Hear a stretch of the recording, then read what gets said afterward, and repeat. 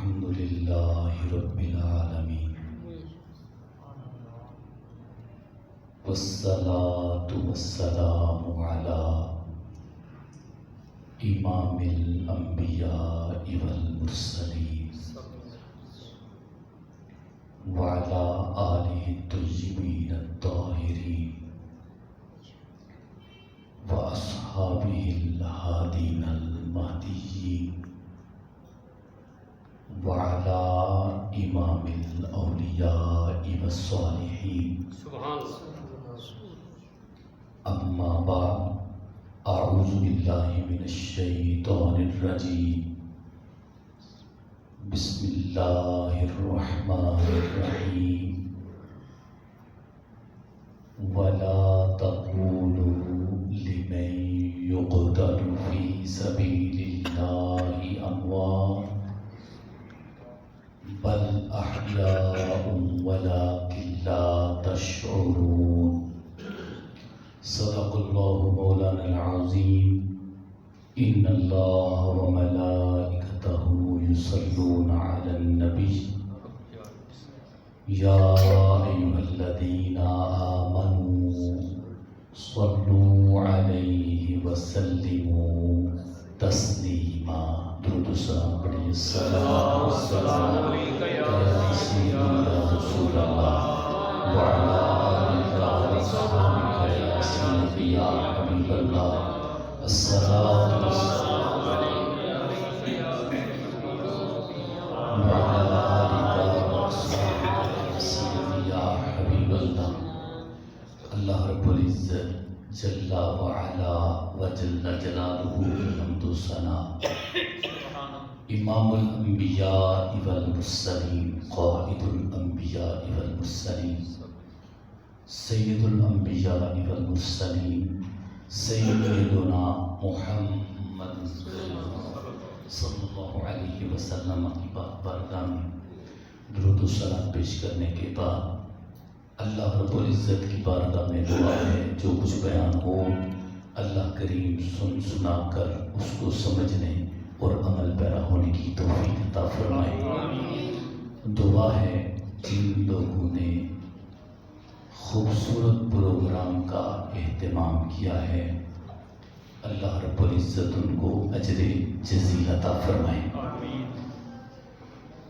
حضرت مولانا قاری محمد یعقوب صاحب اور انتظامیہ جامع مسجد حجامہ والی اور المصطفیٰ ویلفیئر سوسائٹی اور دیگر جتنے بھی احباب نے انجمن نے جو اس پروگرام کا اہتمام کیا ہے اللہ رب العزت سب کی یہ کاوش اپنی بارگاہ میں قبول و منظور فرمائے.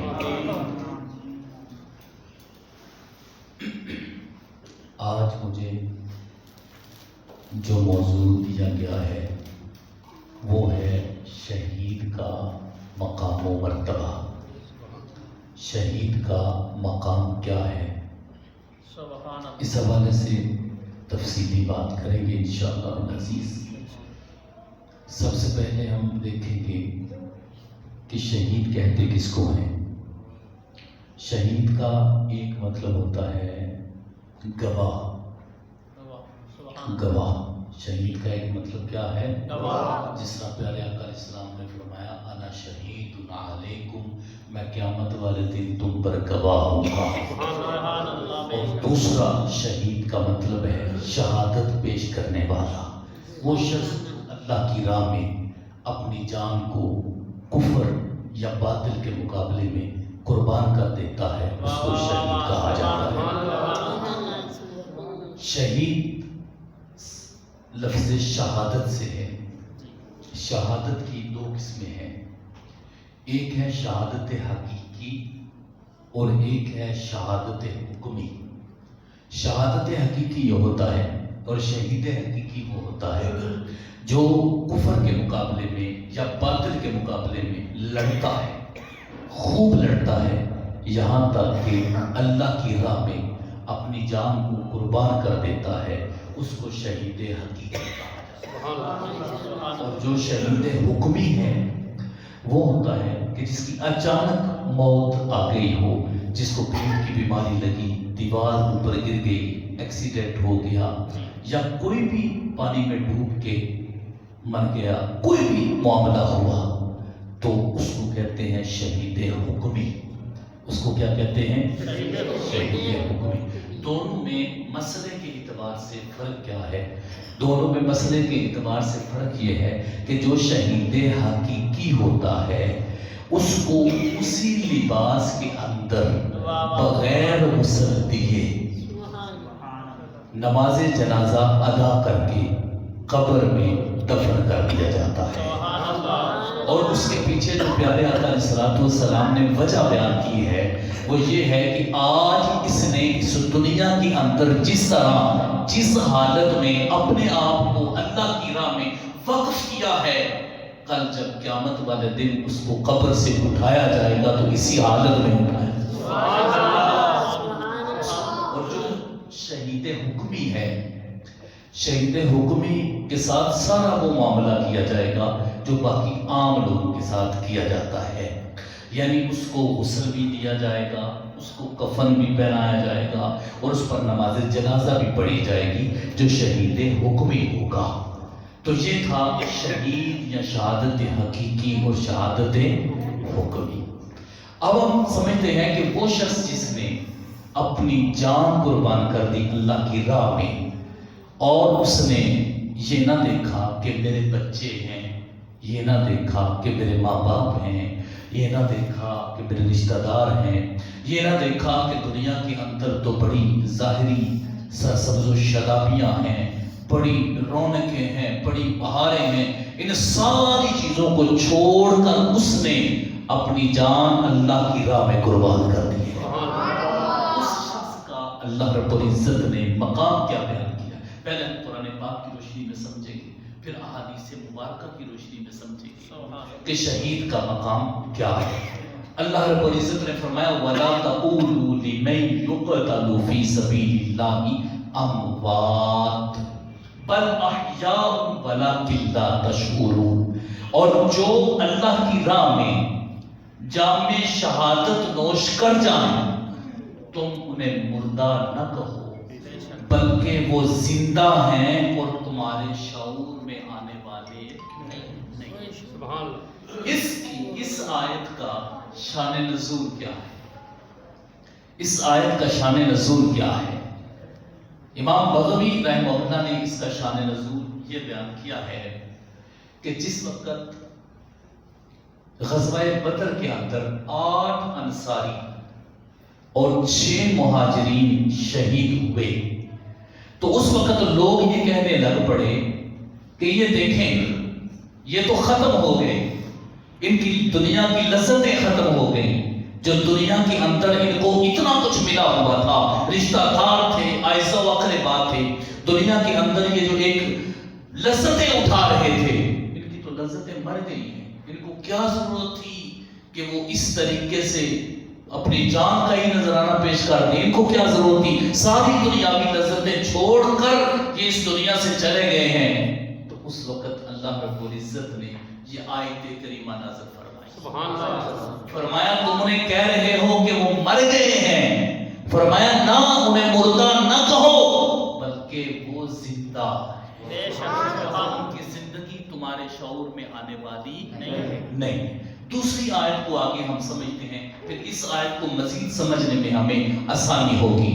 اللہ رب العزت نے دوسرے مقام پر یہ فرمایا وَلَا تَحْسَبَنَّ الَّذِينَ قُتِلُوا فِي سَبِيلِ اللَّهِ أَمْوَاتًا بَلْ أَحْيَاءٌ عِندَ رَبِّهِمْ يُرْزَقُونَ فَرِحِينَ بِمَا آتَاهُمُ اللَّهُ مِنْ فَضْلِهِ۔ اللہ رب العزت نے فرمایا کہ جو لوگ اللہ کی راہ میں قتل کر دیے جائیں تم انہیں مردہ نہ کہو بل احیاء عند ربهم يرزقون، بلکہ وہ نہ صرف زندہ ہیں بلکہ اللہ کی طرف سے ان کو رزق بھی عطا کیا جاتا ہے۔ اب اس آیت کریمہ کا شان نزول کیا ہے؟ اس آیت کریمہ کا شان نزول یہ ہے، امام قرطبی نے اس کا شان نزول یہ بیان کیا کہ پیارے آقا علیہ الصلوۃ والسلام نے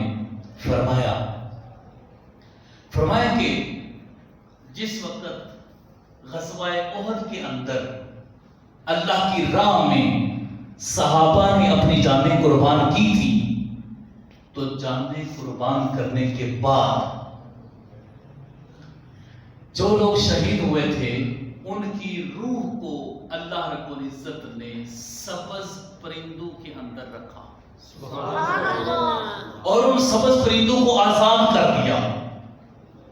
جب وہ سبز پرندے آزاد ہو گئے اور جنت کی انہوں نے لہریں بہریں دیکھی، درخت دیکھے، خوبصورت چلتی ہوئی دودھ کی نہریں دیکھی اور بڑے ہی عظیم الشان اللہ رب العزت کی نعمتیں انہوں نے دیکھی، تو ان کے دل میں ایک خواہش پیدا ہوئی۔ وہ خواہش کیا تھی؟ وہ خواہش یہ تھی، اے اللہ، اے کاش ہمارے جو بھائی اس دنیا کے اندر موجود ہیں جو اللہ کی راہ میں شہید نہیں ہوئے، جو اس دنیا کے اندر موجود ہیں، اے کاش ان کو پتہ چل جائے کہ شہید کا مقام کیا ہے۔ سبحان اللہ۔ اے کاش ان کو پتہ چل جائے کہ شہید کا مقام کیا ہوتا ہے۔ فرماتے ہیں کہ اللہ نے اس دنیا کے لوگوں کو بتانے کے لیے یہ آیت کریمہ نازل فرمائی کہ جو اللہ کی راہ میں شہید ہو جائیں انہیں مردہ مت کہو بل احیاء عند ربہم یرزقون، بلکہ وہ زندہ ہیں، اللہ رب العزت ان کو رزق عطا فرماتے ہیں۔ اب اس سے جو بات ہمیں سمجھ میں آ رہی ہے کہ اللہ رب العزت ان کو رزق عطا فرماتے ہیں، اس رزق سے مراد کون سا رزق ہے؟ ایک رزق ہے جنت کی نعمتیں، کہ اللہ وہ جنت کی نعمتیں انسان کو عطا کرتا ہے، اس کے لیے جنت کا دروازہ بھی کھل جاتا ہے اور اس کے لیے اللہ نے نعمتیں رکھی ہیں۔ ایک مطلب ہے رزق کا یہ، اور دوسرا رزق کا مطلب یہ ہے کہ اللہ رب العزت اس کو روحانی مرتبے عطا فرماتے ہیں۔ وہ ہر روز اس کو مقام و مرتبہ سے نوازا جاتا ہے، جس کی وجہ سے اس رزق میں جو روحانی طور پر رزق عطا ہوتا ہے، اس کی وجہ سے اللہ رب العزت اس کے درجات کو بلند فرماتے ہیں۔ سبحان اللہ۔ تیسری قسم رزق کی، تیسری قسم یہ ہے کہ اس شہید کو فیض عطا کیا جاتا ہے، اور وہ فیض اللہ کے فضل و کرم سے لوگوں میں تقسیم ہوتا ہے۔ اس کی میں ایک چھوٹی سی مثال آپ کو دوں۔ حضرت امام حسین رضی اللہ تعالی شہید ہوئے۔ آج ہم میں سے جو بھی اسلام کی راہ پر چلنا چاہتا ہے، جو بھی یہ چاہتا ہے کہ میں اسلام کے راستے پر چلوں اور کفر کا ڈٹ کر مقابلہ کروں اور کسی باطل کو سامنے نہ آنے دوں اور سینہ تان کر چلوں، جب بھی وہ ارادہ کرتا ہے تو حضرت امام حسین کی یاد اس کو آتی ہے۔ جب یاد آتی ہے اس کا جذبہ بڑھ جاتا ہے۔ یہ فیضان حسینی ہے جس کی وجہ سے وہ کفر سے لڑنے کے لیے تیار ہو۔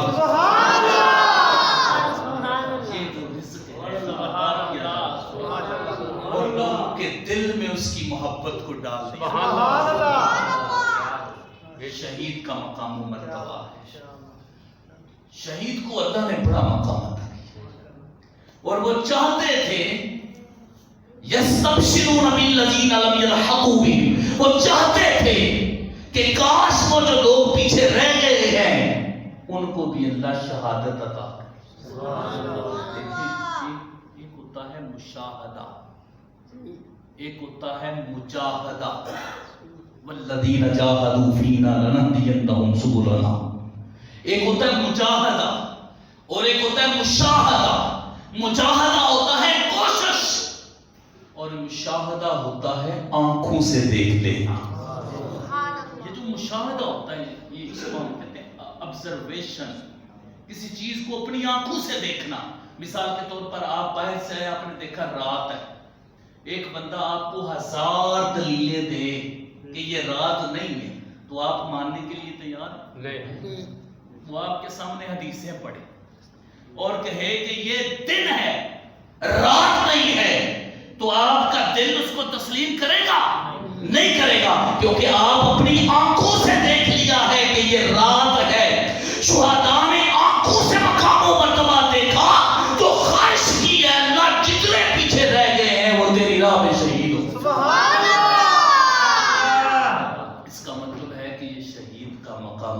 مرتبہ ہے. انہوں نے اپنی آنکھوں سے دیکھ کر یہ کہا ہے کہ اے اللہ ہمارے بھائیوں کو بھی شہادت عطا کر تاکہ وہ اس مقام پر پہنچ کر یہ نعمتوں سے فائدہ اٹھا سکیں جو اللہ نے ہمیں عطا فرمائی ہے. یہ شہید کا مقام و مرتبہ ہے.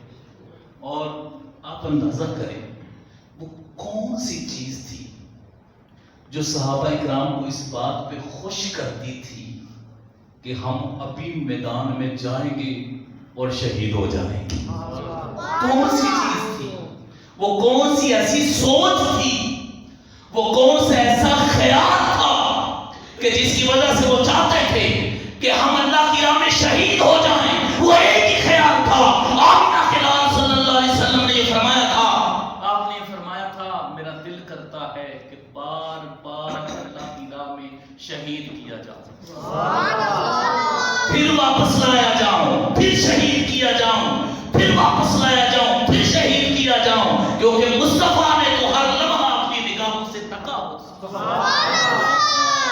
اور آپ صلی اللہ علیہ وسلم نے بتایا تھا کہ شہید کا مقام و مرتبہ کیا ہے، جس کی وجہ سے صحابہ کرام کی یہ خواہش ہوتی تھی کہ ہم اللہ کی راہ میں شہید ہو جائیں. اور شہید کا مقام و مرتبہ کیا ہے؟ ایک شخص حضور کی بارگاہ میں آ کے عرض کرتے ہیں، میدان جنگ لگا ہوا ہے، حضور کی بارگاہ میں آتے ہیں، عرض کرتے ہیں یا رسول اللہ صلی اللہ علیہ وسلم مجھے کلمہ پڑھائیے. حضور نے فرمایا پڑھو کلمہ. حضور نے ان کو کلمہ پڑھایا. عرض کی یا رسول اللہ تلوار بھی دیجیے. حضور نے تلوار دی. وہ تلوار لے کے میدان میں گئے، کفر سے لڑے یہاں تک کہ شہید ہو گئے. آمینہ کے لال صلی اللہ علیہ وسلم نے فرمایا او میرے صحابہ تم نے جنتی دیکھنا ہے؟ عرض کی یا رسول اللہ دیکھنا ہے. فرمایا وہ میرا صحابی دیکھنا. ان کو رات جاگنے کا موقع، رات کو قیام کے مواقع میسر نہیں آئے. انہوں نے لمبی لمبی تلاوتیں نہیں کی. کیا ہوا؟ حضور کی بارگاہ میں آئے، آ کر کہا کلمہ پڑھائیے. کلمہ پڑھائے، تلوار پکڑی، اللہ کی راہ میں شہید ہو گئے. مجھے بتائیں وہ شخص جس کو چند لمحے ملے، کیا ساری دنیا کے غوث کتب ابدال اس شخص کے مقام و مرتبہ تک پہنچ سکتے؟ نہیں پہنچ سکتے. ساری دنیا کے غوث کتب ابدال، ساری رات جاگنے والے، ساری زندگی دین کی خدمت کرنے والے، ہر لمحہ اللہ کی راہ پر چلنے والے، وہ سارے بھی مل جائیں اس ایک شخص کے مقام تک نہیں پہنچ سکتے. کیوں نہیں پہنچ سکتے؟ کیونکہ اس نے مکھڑا بددعا کو تک لیا. ایمان کی حالت میں حضور کا دیدار کر لیا ہے، وہ صحابی ہو گئے. کوئی غوث کتب ابدال ان کا مقام و مرتبہ تک پہنچ سکتے نہیں. مجھے بتائیں راتوں کے قیام، 40 سال کی عبادتیں اس شخص کی عبادت کا مقابلہ نہیں کر سکتے جو اپنی آنکھوں سے ایک لمحہ کے لیے دیدار مصطفیٰ کر لیتا ہے. جو حضور کے ایمان کی حالت میں حضور کے مکھڑے کو تکنا ہے، وہ ان عبادتوں سے افضل ہے. نہیں افضل؟ ان کی اس شہادت پر ان کو یہ مقام و مرتبہ عطا کیا گیا. اللہ اکبر. شہیدوں کا یہ مقام و مرتبہ ہے. حضرت جابر بن عبداللہ رضی اللہ تعالیٰ عنہ آپ یہ فرماتے ہیں کہ میرے باپ کی چارپائی کو، جن کے اوپر میرے باپ کا جسد اقدس تھا، میرے باپ کو اس چارپائی کے اوپر لایا گیا کیونکہ ان کے والد شہید ہو گئے. ان کے والد شہید ہو گئے تھے تو ان کو چارپائی کے اوپر ڈال کر لایا گیا. جس وقت حضور کے سامنے وجیہ بِأَبِي إِلَى النَّبِي صلی اللہ علیہ وسلم وَمُسِّلَ بِهِ، کہ میرے والد کو جس وقت شہید کر دیا گیا تھا اور ان کے جسم کو کاٹا گیا تھا، تو حضور علیہ السلام کے سامنے لا کر رکھ دیا گیا. میں آگے بڑھنے لگا تو میرے گھر والے آئزہ و اقربا میرے لوگ وہ سارے آگے آگے اور ان کے چیخنے کی آواز آئی. انہوں نے مجھے روکا اور چیخنے کی آواز آئی. پیارے آقا علیہ السلام وہاں پر تشریف فرما تھے. آقا علیہ السلام نے فرمایا تم کیوں رو رہے ہو؟ تمہیں نہیں پتا کہ اس شخص کے اوپر فرشتے اپنے پروں سے سایہ کیے ہوئے ہیں. اس کا مطلب ہے کہ حضور نے فرمایا تم رو رہے ہو کہ وہ شہید ہو گئے ہیں، وہ ختم ہو گئے ہیں، تم اس بات سے رو رہے ہو. تمہیں اندازہ نہیں ہے جب سے اس شخص نے اللہ کی راہ میں اپنی جان قربان کی ہے، اللہ نے فرشتوں کی ڈیوٹی اس پر لگا دی ہے. کسی کی نگاہ ہے، وہ کسی کے مقام و مرتبہ کے جو اس کو شہادت کی وجہ سے عطا ہوا ہے، اس کی وجہ سے اللہ رب العزت کی بارگاہ میں مقبول ہے. عبداللہ رضی اللہ تعالیٰ عنہ فرماتے ہیں کہ ہم نے اپنے والد صاحب کو دفن کر دیا. ایک دوسری روایت ہے ان کی تدفین کی. 6 ماہ کے بعد مجھے اپنے والد صاحب کی قبر پر جانا ہوا اور کسی وجہ سے اس قبر کو کھودنا پڑا، اس سے مٹی کھولنا پڑا، اس کو مٹی ہٹانی پڑی. آپ فرماتے ہیں کہ میں نے اپنے والد صاحب کی قبر سے مٹی ہٹائی اور جب مٹی ہٹائی تو میرے والد پر میری نگاہ پڑی. میں نے دیکھا کہ میرے والد کے کفن کو مٹی نے بھی داغدار نہیں کیا. جسم سلامت تھا، ان کا کفن سلامت تھا.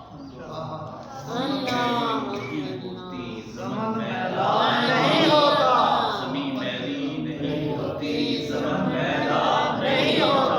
محمد کے غلاموں کا کفن میلا نہیں ہوتا، محمد کے غلاموں کا کفن میلا نہیں ہوتا. پیارے آقا علیہ السلام نے فرمایا کہ یہ جو شہید ہوتا ہے یتمنا ان یرجع الی الدنیا فیقتل 10 مرات. پیارے آقا علیہ السلام نے فرمایا جو اللہ کی راہ میں شہید ہوتا ہے وہ یہ خواہش کرتا ہے یتمنا ان یرجع الی الدنیا فیقتل 10 مرات. وہ خواہش کرتا ہے کہ کاش اس کو دنیا کی طرف لوٹایا جائے اور پھر 10 بار اس کو شہید کیا جائے. سبحان اللہ. اس کو دنیا کی طرف لوٹایا جائے اور اس کو 10 بار شہید کیا جائے. کیوں؟ آقا علیہ السلام فرماتے ہیں کیوں؟ اس لیے کہ وہ شہادت کے بعد اپنا مقام و مرتبہ اپنی آنکھوں سے دیکھ چکا ہوگا. اپنی آنکھوں سے دیکھنے کی وجہ سے اس کو یہ اندازہ ہو چکا ہوتا ہے کہ شہید کا مقام و مرتبہ کیا ہے. اس کا مطلب یہ ہے کہ شہید کی شان بلند و بالا ہے. شہید کی شان بلند و بالا ہے. پیارے آقا علیہ السلام نے شہید کی کچھ خصوصیات بیان کی، کچھ انعامات بیان کیے جو اللہ رب العزت نے شہید کو مقام و مرتبے عطا کیے ہیں، وہ بیان کیے ہیں. پہلا مقام و مرتبہ کیا ہے؟ پہلا مقام و مرتبہ یہ ہے یغفر له فی اول دفعۃ من دمہ. پیارے آقا علیہ السلام نے فرمایا شہید جب جام شہادت نوش کرتا ہے تو زمین پر پہلا خون کا قطرہ گرتے وقت اللہ اس کے تمام گناہ معاف فرما دیتا ہے. یہ پہلا شہید کا مقام و مرتبہ ہے کہ پہلے خون کے قطرے پر اللہ رب العزت اس کے تمام گناہ معاف فرما.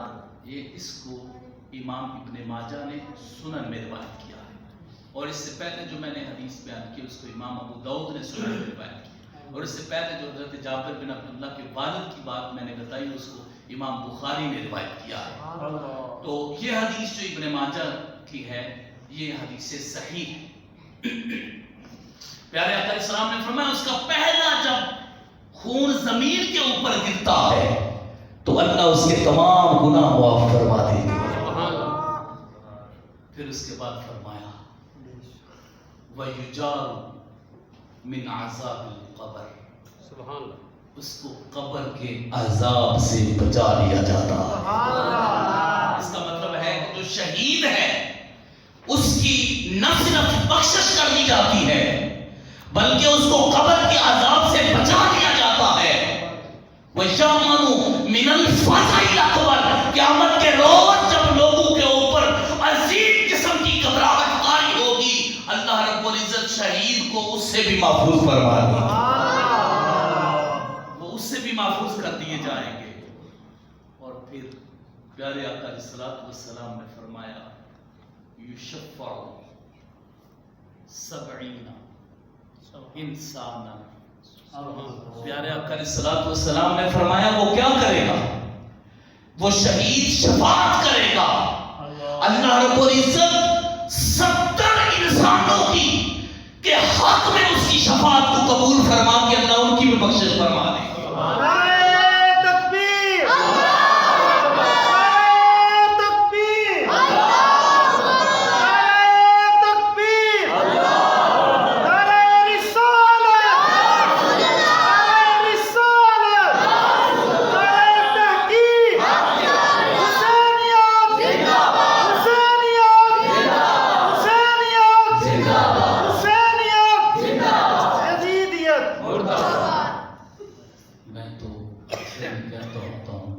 ہمیں کہنے کی ضرورت ہی کیا ہے یزیدیت مردہ باد،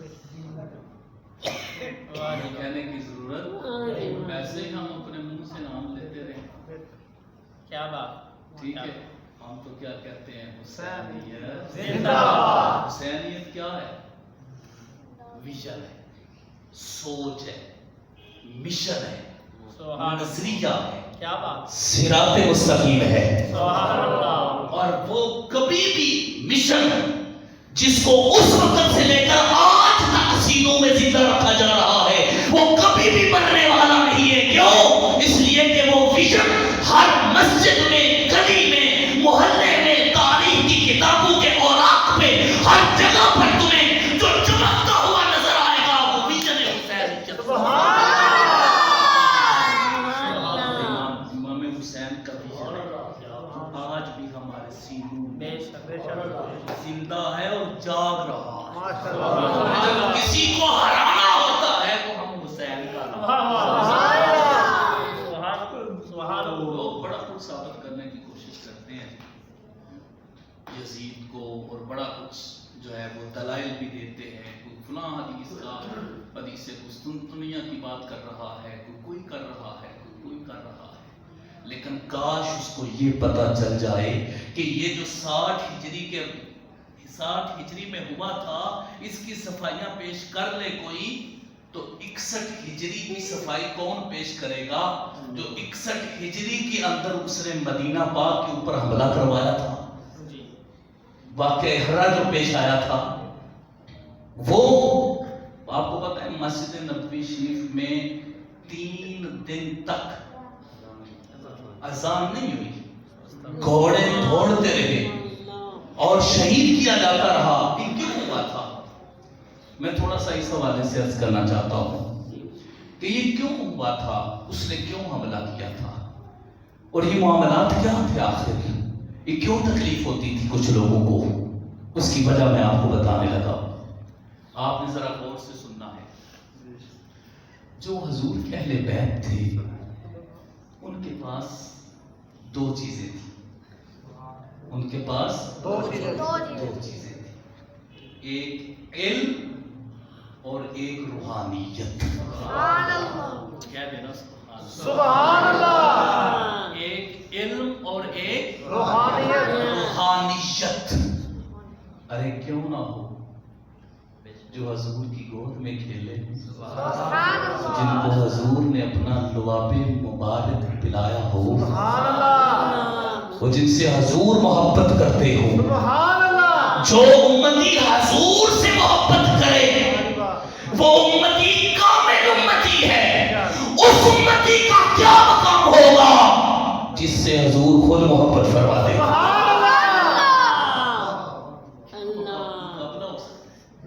حضرت امام حسین رضی اللہ عنہ کیا تھے؟ صحابی. کیا تھے؟ صحابی تھے نا. یزید کیا تھا؟ صحابی تو نہیں تھا. کوئی بندہ مقابلہ کر سکتا ہے اس سوچ کا؟ کوئی بندہ مقابلہ کر سکتا نہیں.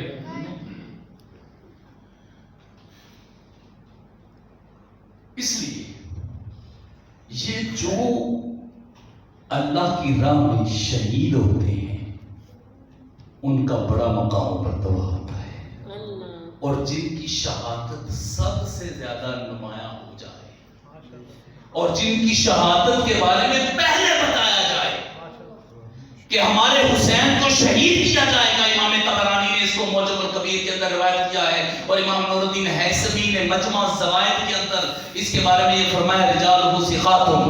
پیارے آقا علیہ الصلوۃ والسلام نے فرمایا کہ میرے حسین کو شہید کیا جائے گا.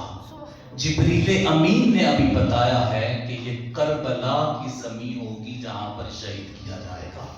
کربلا کی زمین کا نام ہے. امام طبرانی نے اس کو روایت کیا ہے، اور امام طبرانی چھوٹی سی شخصیت نہیں. امام طبرانی بہت بڑی اور عظیم الشان شخصیت ہے. ان نے کتابیں لکھی ہیں، المعجم الکبیر، المعجم الصغیر، المعجم الاوسط، 3 کتابیں ان کی. اور اس پر پھر آگے امام نور الدین حیثمی نے ان کی احادیث پر گفتگو کی، اور انہوں نے اس کے بارے میں فرمایا رجالہ ثقات. اس کا مطلب پھر یہ ہوا کہ ان کی جو شہادت ہے وہ شہادت عام شہادت نہیں ہے. اس میں کوئی شک نہیں ہے کہ دیگر بھی شخصیات شہید ہوئیں. حضرت عمر بن خطاب رضی اللہ تعالیٰ عنہ شہید ہوئے، ظلمن شہید ہوئے. لیکن جو شہادت زیادہ نمایاں ہو گئی اس کے کئی اسباب و وجوہات ہو سکتے ہیں، لیکن چونکہ یہ پورے خاندان تھے جس کی وجہ سے یہ زیادہ نمایاں ہوئی. اور ایک ٹکر تھی گورنمنٹ کے ساتھ، گورنمنٹ کی ٹکر تھی ان حضرات کے ساتھ، یوں کہہ رہے تو زیادہ بہتر ہوگا، تو جس کی وجہ سے یہ زیادہ نمایاں ہوئی. اب جو میں بات آپ کو بتانے لگا ہوں کہ 2 چیزیں تھیں اہل بیت کے پاس، ایک تھا علم اور ایک تھی روحانیت، اور جو دوسری طرف تھا معاملہ. دنیا جانتی ہے کہ وہاں پر فسق تھا، اور جہاں پہ فسق ہو وہاں روحانیت اور علم نہیں ہوتا. کیوں نہیں ہوتا؟ اس لیے نہیں ہوتا. اور فسق، وہ جو فسق تھا میں اس کی بات کر رہا ہوں، ورنہ لوگ گناہگار تو ہوتے. فسق جس شخص کے اندر پایا جاتا ہے 2 چیزیں، ایک جھوٹ اور ایک فسق. اس کو ہم حدیث کی زبان میں کہتے ہیں کذب راوی اور فسق راوی. اس کو ہم کہتے ہیں یعنی وہ حدیث روایت کرنے والا جس کے اندر فسق ہو یا کاذب ہو، جھوٹ بولتا ہو، اس کی روایت قابل قبول نہیں. اس کا مطلب ہے کہ اگر کسی کے پاس علم ہے بھی تھوڑا بہت تو وہ بھی قابل قبول نہیں. اور صحابہ کے بارے میں حضرت امام حسین رضی اللہ عنہ حضور کے صحابی اور صحابہ کے بارے میں امت مسلمہ کا اجماع ہے، الصحابہ کلہم عدول، سارے کے سارے صحابہ عادل ہیں. سارے کے سارے صحابہ سچے ہیں. امت مسلمہ کا اتفاق ہے، اگر ایک تو بندہ اختلاف کر بھی لے تو اس کے اختلاف کی کوئی حیثیت نہیں ہوتی. اور یہاں پر اتفاق ہے کہ سارے کے سارے صحابہ عادل ہیں. جو عادل ہوتا ہے وہ فاسق نہیں، جو عادل ہوتا ہے وہ کاذب نہیں ہوتا. تو کیا مقابلہ کریں گے؟ حضرت امام حسین رضی اللہ تعالی عنہ، آپ اور تمام اہل بیت کے پاس علم اور روحانیت تھی. آپ پتہ ہے حضرت امام حسین رضی اللہ تعالیٰ عنہ کا جو مقام و مرتبہ ہے، آپ مفسر بھی تھے، محدث بھی تھے، فقیہ بھی تھے، اور عظیم شاعر بھی تھے. اور اس کربلا کے میدان میں جانے سے پہلے حضرت امام حسین رضی اللہ تعالیٰ عنہ وہ عظیم مجاہد بھی تھے، عظیم مجاہد بھی تھے۔ آپ کو پتہ ہے انہوں نے کون کون سی جنگیں لڑی ہیں؟ حضرت امام حسین رضی اللہ تعالیٰ عنہ نے، آپ نے ایک جنگ لڑی افریقہ کی۔ کون سی جنگ لڑی؟ حضرت عثمان غنی رضی اللہ تعالیٰ عنہ کے عہد مبارک میں جب افریقہ فتح ہوا تو اس وقت اس لشکر کے ساتھ حضرت امام حسین رضی اللہ تعالیٰ عنہ موجود تھے، پہلی صف میں لڑے، اللہ رب العزت نے افریقہ کو فتح فرمایا۔ اس کے بعد جب طرابلس کی جنگ ہوئی تو طرابلس کی جنگ میں حضرت امام حسین رضی اللہ تعالیٰ نے شرکت کی، اللہ رب العزت نے فتح عطا فرمایا۔ اس کے بعد طبرستان کی جنگ ہوئی، یہ طبرستان کی جنگ میں حضرت امام حسین رضی اللہ تعالیٰ نے شریک ہوئے، اللہ رب العزت نے فتح عطا فرمایا۔ حضرت امام حسین رضی اللہ تعالیٰ کو مجاہدانہ کردار رہا۔ آپ کے جو اشعار ہیں اس کے اندر درد و تربیت، موت، خوف الہی، دین مدین کی طرف رغبت کا پیغام ہوا کرتا تھا۔ تو ان کے پاس علم اور روحانیت، مجھے بتائیں کہ جن کے استاد ایسے ہوں ان کے علم اور روحانیت کا مقام و مرتبہ کیا ہوگا؟ حضرت امام حسین رضی اللہ تعالیٰ عنہ کے استاد کون تھے؟ میں 5 شخصیات کا نام آپ کے سامنے لوں گا۔ حضرت امام حسین رضی اللہ تعالیٰ عنہ کے استاد، سب سے پہلے آپ کے استاد آپ کے نانا اور ہمارے پیارے آقا علیہ الصلوۃ والسلام 7 سال، کتنا عرصہ؟ 7 سال تقریباً یہ آپ کو موقع ملا ہے حضور کی بارگاہ میں تربیت حاصل کرنے کا۔ کبھی کبھار تو ایسا ہوتا ہے کسی کے چند دن ہی اس کی زندگی کو بدل دیتے ہیں، چند لمحے ہی زندگی کو بدل دیتے ہیں، اور یہاں تو تربیت وہ کر رہے ہیں جن نے ساری کائنات کی تربیت۔ سبحان اللہ! پیارے آقا علیہ السلام نے پہلے استاد، ان کے دوسرے استاد انا دار الحکمت، سبحان اللہ، بابھا ترمذی، کیا بات، فرمایا میں حکمت کا گھر ہوں، شہر ہوں، اور علی اس کا دروازہ ہے۔ سبحان اللہ، سبحان اللہ، سبحان اللہ۔ اس کا مطلب ہے کہ حضرت علی رضی اللہ تعالیٰ عنہ کو علمی مقام عطا کیا گیا۔ حضرت امام حسین رضی اللہ تعالیٰ عنہ حضرت علی مرتضیٰ رضی اللہ تعالیٰ عنہ کے بھی شاگرد ہیں۔ حضرت علی رضی اللہ تعالیٰ عنہ حضرت امام حسین کے استاد ہیں۔ تیسرے استاد حضرت سیدۃ النساء العالمین سیدہ فاطمہ الزہرا سبحان اللہ۔ چوتھے استاد سبحان اللہ، حضرت سیدہ طیبہ طاہرہ محدثہ فقیہہ حضرت سیدہ عائشہ صدیقہ رضی اللہ تعالیٰ عنہ۔ امام حسین کی استاد، ان کی تو ویسے ڈیوٹی تھی مدینہ پاک کے اندر جو بچے ہوتے تھے ان کو قرآن کریم کی تعلیم دیا کرتے تھے۔ اور پانچویں استاد، سبحان اللہ، پانچویں استاد کون ہیں جن کو حضرت ابو بکر صدیق کہا جاتا ہے؟ رضی اللہ تعالیٰ عنہ، حضرت امام حسین رضی اللہ تعالیٰ عنہ کے استاد ہیں۔ مجھے یہ بتائیں جن کے 5 استاد یہ ہوں ان کے علم اور روحانیت کا مقام کیا ہوگا؟ جس وقت لوگ بادشاہ تھے، جس وقت یہ جایا کرتے تھے،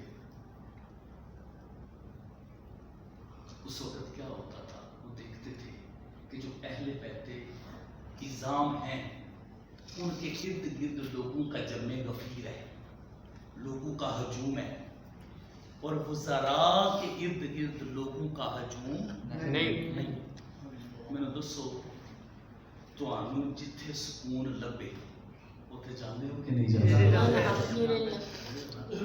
پاس علم اور روحانیت ہو ان کے پاس سکون بھی ہوتا ہے. بے شک بے شک. تو یہ چیزیں برداشت نہیں ہوتی تھی. میں آپ کو یہ بتاتا ہوں کہ یہ تو اہل بیت تھے. میں آپ کو ایک تابعی کی بات بتانے لگا. ان کا نام ہے حضرت سعید بن مسیب. یہ تابعی حضرت ابو ہریرہ رضی اللہ تعالیٰ عنہ محدثین کے امام ہیں. 5374 احادیث ان کو زبانی یاد ہیں. یہ بات 5374 احادیث ان نے روایت کی ہیں. یہ بات امام ذہبی رحمہ اللہ نے اپنی کتاب سیر اعلام النبلاء کے اندر ذکر کی ہے کہ انہوں نے حضرت ابو ہریرہ رضی اللہ تعالیٰ عنہ سے علم سیکھا. حضرت سعید بن مسیب اور ان کو کبار تابعین میں شامل کیا جاتا ہے. اور حضرت ابو ہریرہ جو صحابی رسول تھے انہوں نے اپنی بیٹی کا نکاح کیا تھا حضرت سعید بن مسیب. نکاح کیا تھا, اپنی بیٹی دی تھی حضرت سعید بن مسیب کو. اور یہ بات لکھی ہوئی ہے, تہذیب الکمال کتاب ہے, امام یوسف مزی رحمہ اللہ کی کتاب ہے جو 8ویں صدی ہجری کے بزرگ ہوئے امام یوسف مزی. اور اس کے علاوہ ایک امام ابن حجر اسقلانی ہے, وہ بھی 9ویں صدی ہجری کے 852 ہجری میں ان کا وصال ہوا ہے. انہوں نے اپنی کتاب تہذیب التہذیب جو تہذیب الکمال کا ہی آگے انہوں نے لے کر چلے ہیں اور اس کا اختصار تہذیب کی, اس کے اندر انہوں نے یہ لکھا. اس کا مطلب پھر یہ ہوا کہ یہ جو شخصیات ہیں ان کا یہ مقام و مرتبہ ہے. حضرت سعید بن مسیب آپ مدینہ پاک کی مسند کے اوپر بیٹھ کر رسول اللہ صلی اللہ علیہ وسلم کی حدیث پڑھایا کرتے تھے. لوگ آپ سے محبت کیا کرتے تھے, لوگ آپ سے محبت کیا کرتے تھے. سارے مدینہ پاک کے لوگ آپ کی اتباع میں چلتے تھے اور باقی اہل بیت کی اتباع میں بھی چلتے تھے اور باقی صحابہ کی اتباع میں چلتے تھے, لیکن وزراء کی اتباع میں نہیں چلتے. تو کیوں مدینہ پاک والے کیوں ایسا کرتے تھے؟ اس لیے کہ اہل مدینہ کے نزدیک حضور کی سنت کو ساری چیزوں سے زیادہ ترجیح حاصل تھی. حضور کی سنت کو ساری چیزوں سے زیادہ ترجیح حاصل تھی. اس لیے وہ کہتے تھے ہم بیعت اس کی کریں گے جو حضور کی سنت پر چلے گا, جو حضور کی سنت پر نہیں چلے گا ہم اپنی جان تو دے دیں گے لیکن اس کی بیعت نہیں کریں گے.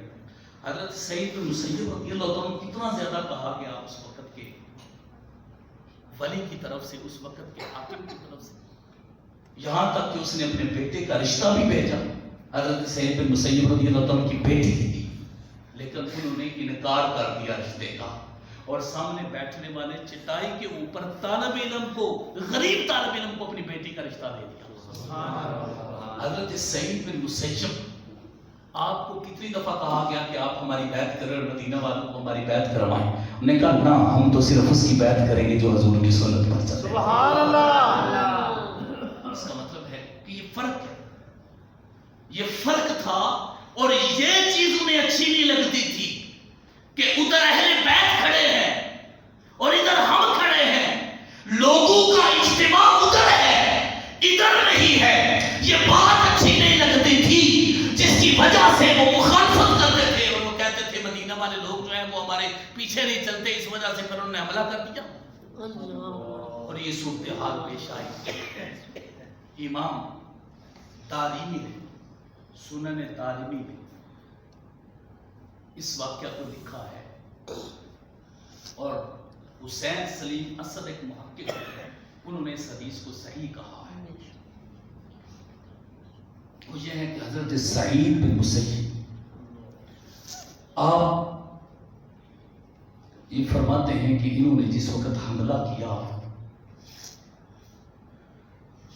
تو وہ حملہ ایسا تھا کہ مدینہ پاک میں اذان بھی نہیں ہو رہی تھی.